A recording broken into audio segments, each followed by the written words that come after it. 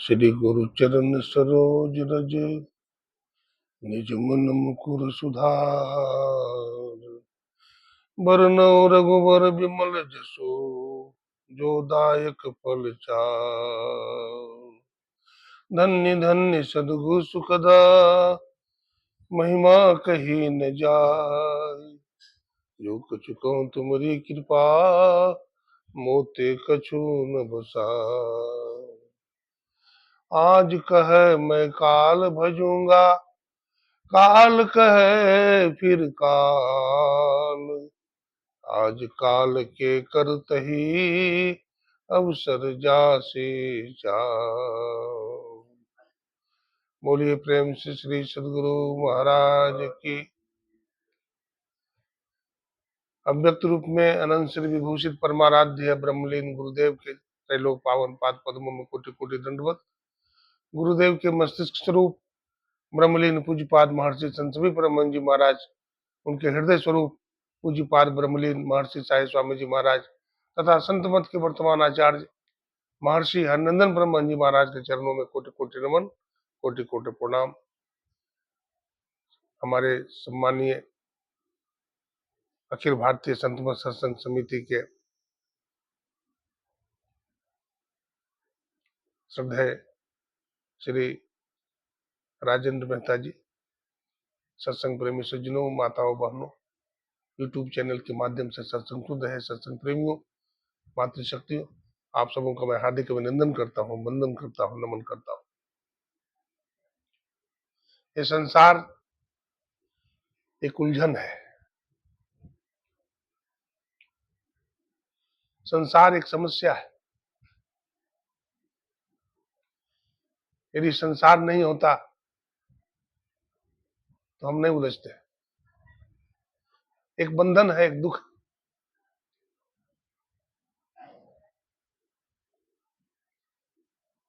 हर व्यक्ति अपने को कमजोर बना लिया है। हम शेर हैं, हम सिंह हैं, लेकिन हम आज बकरी बने हुए हैं।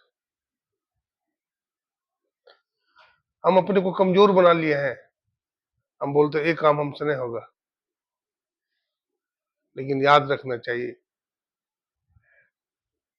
विश्व की संपूर्ण शक्तियां हमारे अंदर में है, हमारी आत्मा में है। हमारे ही आत्मा के प्रकाश से सूर्य चमकते हैं, सितारे चमकते हैं, जुगनू चमकते हैं, ये पृथ्वी घूमती है और ये प्रकृति में सब काम चल रहा है।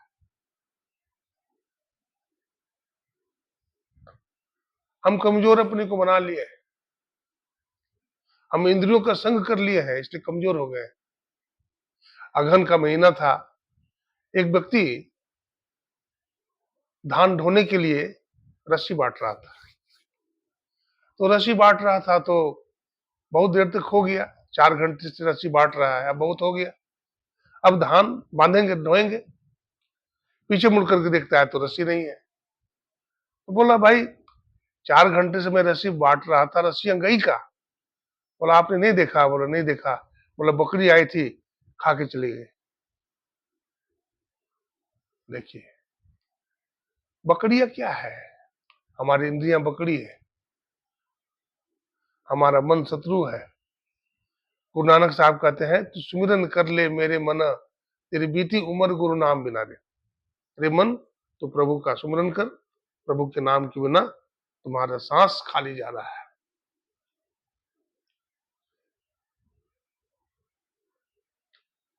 हम चाहते हैं भजन करें, साधन करें, लेकिन हमारे अंदर कमजोरी है, जिस कमजोरी के कारण हम नहीं कर पाते। तो जरूरत है कि इसी जीवन में करना पड़ेगा, इसी जन्म में करना पड़ेगा, अभी करना पड़ेगा। क्योंकि यदि हम टालेंगे तो टाला टूला दिन गया और ब्याज बढ़ता जाए। अगर टालेंगे, बाद में करेंगे, बाद में करेंगे, क्या पता सड़क पर जा रहे हैं, पैर स्लिप कर गया, पैर टूट गया, हाथ टूट गया, कमर की हड्डी टूट गई। गए थे फलाने बाबू मार्केटिंग करने के लिए, अब पता चला ठेला पर या गाड़ी पर लोग टांग करके ला रहा है। तो जीवन का कोई भरोसा नहीं है। सब काम में हम देर करें तो कोई बात नहीं है, बिजनेस में, व्यापार में, खेती में, और कोई काम में देर करें तो चलेगा, लेकिन भजन में देर नहीं करना चाहिए। क्यों? झपट लेज जैसे बाट बटेरा, भजमन जीवन नाम से मेरा। आप देखते हैं बाज पक्षी झपट लेता है तीतर को, तीतर आसमान में उड़ते रहता है, बाज आता है, इधर से बाज आ जाता है, उसको झपट लेता है।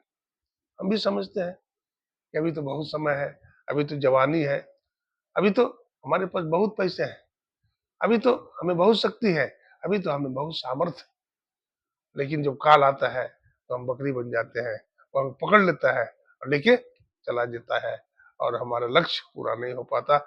हम संसार में आते जाते रहते हैं, हमारा काम पूरा नहीं होता है। इसलिए संत महात्मा कहते हैं, कारोबार करने के लिए परमात्मा ने तुमको इस दुनिया में नहीं भेजा है, बिजनेस व्यापार करने के लिए नहीं भेजा है। क्या करने के लिए भेजा है? तो भक्ति करने के लिए भेजा है। इसलिए भक्ति स्वतंत्र सकल सुख खानी, अबिनु सत्संग में प्रावे प्राणी। अगर भक्ति करना चाहते तो सत्संग को पकड़िए, सत्संग रूपी डोर को पकड़िए। सत्संग रूपी डोर को पकड़ने से ही जीव का कल्याण हो सकता है। इसलिए भजन साधना में अपने मन को लगाना चाहिए। कितना बार जन्म लिया, कितना बार मरा, हा? है ना, जीव का जोनी में आना जाना, हम भटक रहे हैं। एक बार देवर्षि नारद जा रहे थे, तो एक कसाई को देखा, एक बकरा को लेकर के जा रहा है। बकरा अपनी तरफ खींचता है, व्यक्ति अपनी तरफ खींचता है उसको, लेकिन वो एक दुकान है मुदी खाना, उसमें घुस जाता है और बकरा जो है खाने लगता है, मुदी खाना में घुस करके चावल दाल खाने लगता है। तो उसका जो दुकानदार है, सामान बेच रहा है, नहीं देखा। बहुत देर के बाद देखा तो बोड़ा पूरा आधा बोड़ा कर दिया, खा गया। अब उसको गुस्सा आए, बहुत मारा, लाठी से इतना मारा कि उसका पूरा मुंह से ब्लड निकलने लगा, घायल हो गया पूरा। कसाई से कहा कि देखो, इसको जब काटना ना तो इसका गर्दन हम ही को देना, गर्दन का मांस हम ही खाएंगे। तो देवर्षि नारद इसको देख करके हंसने लगे तो बोला, बाबा आप हंसते हैं? बोला कोई बात नहीं, अरे हंसी आ गई। बोला नहीं बाबा, महान पुरुष बिना कारण का नहीं हंसता है, कारण बताइए। तो बोला देखो, इसको जानते हो बकरा कौन है? अरे उस सेठ जो दुकान में बैठा हुआ है ना, इसका बाप है, मर करके बकरा बन गया है। ये सोचा कि हमारे यहाँ तो दुकान है, खा लेंगे तो क्या होगा, पहले का आदत है, तो खा रहा है। उसको बेटा को तो अज्ञानी है, उसको ज्ञान नहीं है, देखो इस तरह मारा है। तो ये जीव है। आज हमारा कोई बेटा है, हमारी आज कोई पत्नी है, तो अगला जन्म में क्या थी? है? जीवात्मा स्वतंत्र है, अपनी अपनी करनी, अपनी अपने साथ। हम दूसरे के लिए नहीं कहें कि हमारे बदले भजन करेगा, या हमारे बदले मंदिर जाएगी, या हमारे बदले पूजा करेगा। अपना काम को स्वयं करो, अपना करना पड़ेगा। ये सब ठगने की बात है, ये सब पंडित लोग ठगते हैं, लोग खाते हैं, एक निष्ठता को तोड़ते हैं और विचारनी भक्ति करवाते हैं। कहीं जाने की जरूरत नहीं है सज्जनों। लग जा गुरु वचन पे डट के, और कट जाए फंद 84 के। वो गुरु वचन पर डट जाइए। गुरु महाराज जो कह दिए हैं, वो सार सार कह दिए हैं। है? मैं लाया हूं तूफान से किश्ती निकाल के, इस देश को रखना मेरे बच्चों संभाल के। तो संत मता बिनु गति नहीं, सुनो सकल दे कान, जो चाहो उद्धार को, बनो संत संतान। हम लोग समझते हैं हम बहुत बुद्धिमान है, हम बहुत चतुर है, हम अपना व्यापार बढ़ा रहे हैं, अपना ये बढ़ा रहे हैं, अपना धन दौलत बढ़ा रहे हैं। अरे कुछ भी नहीं काम आएगा भाई, सोच भी नहीं पाओगे।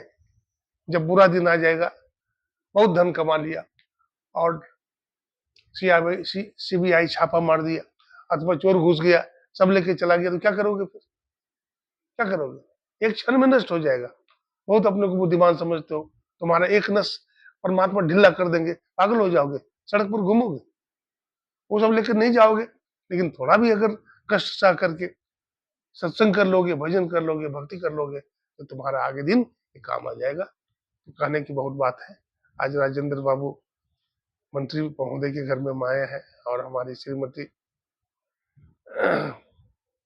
रीता रीता बहन जी है, और ये बहुत अच्छे सत्संगी हैं।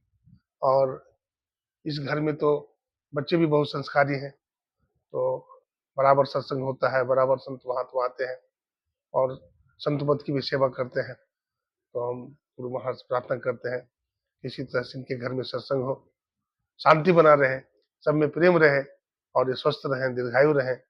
बोलिए प्रेम से श्री सद्गुरु महाराज की जय। आरती संग सतगुरु के की जय। अंतर जोत होत लख ली।